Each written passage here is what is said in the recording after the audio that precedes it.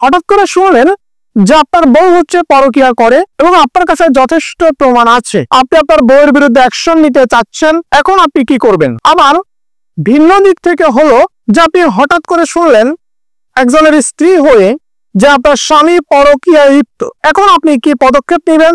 বা আপনি স্বামীর উপরে খুবই ক্ষেপা যে স্বামীকে শিক্ষা দিতে হবে। প্রথমটা হচ্ছে বউ পরকীয়া করে এটা স্বামী জানলো, এখন স্বামী কি করতে পারে? স্বামী যদি চায় তাকে নিয়ে সংসার করবে, করতে পারবেন।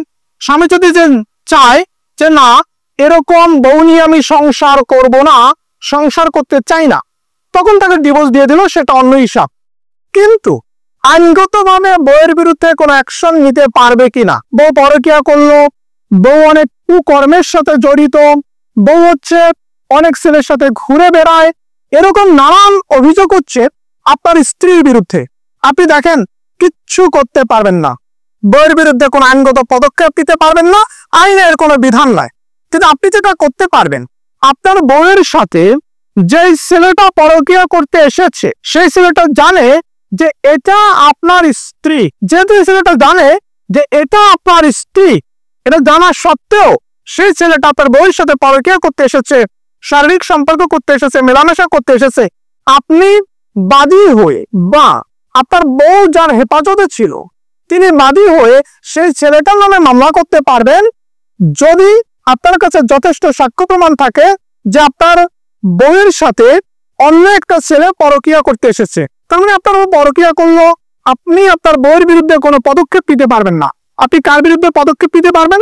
সেটা হচ্ছে আপনার বউয়ের সাথে যে ছেলেটা পরকীয়া করতে এসেছে আপনি তার বিরুদ্ধে মামলা করতে পারবেন। আপনার স্বামী যদি পরকীয়া করে সেই ক্ষেত্রে আপনি স্বামীর বিরুদ্ধে কি করবেন? দেখেন, বউয়ের বিরুদ্ধে যেমনি অ্যাকশন নেওয়া যায় না, ঠিক তেমনি ভাবে স্বামীর বিরুদ্ধেও কিন্তু কোনো অ্যাকশন নেওয়া যাবে না। তাহলে স্বামীর বিরুদ্ধে সাধারণত যেটা হয়, এই পরকীয়ার বিষয়ে কোনো মামলা করা যাবে না, পরকীয়ার বিষয়ে স্বামীকে কোনো শাস্তি দেওয়া যাবে না।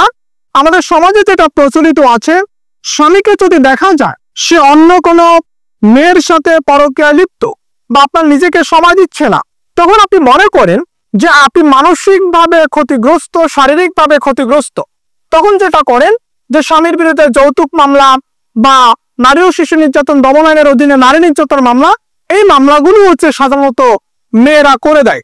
তাহলে দেখেন, স্বামী পরকীয়া করলে স্বামীর বিরুদ্ধে আইনগত অ্যাকশন নেওয়া যাচ্ছে না, তবে স্বামীকে শিক্ষা বলেন বা আইনগত পদক্ষেপের বেড়াজালে বলেন, স্বামীকে সতর্ক করা বলেন, এটার দিক থেকে আপনি যৌতুক মামলা এবং নারী নির্যাতন মামলা করে থাকেন, তাকে হয়রানি করেন, তাকে হেনস্থা করেন, সে যেন অপকর্মে লিপ্ত না হয়, তাকে জেল খাটানোর ভয় দেখানো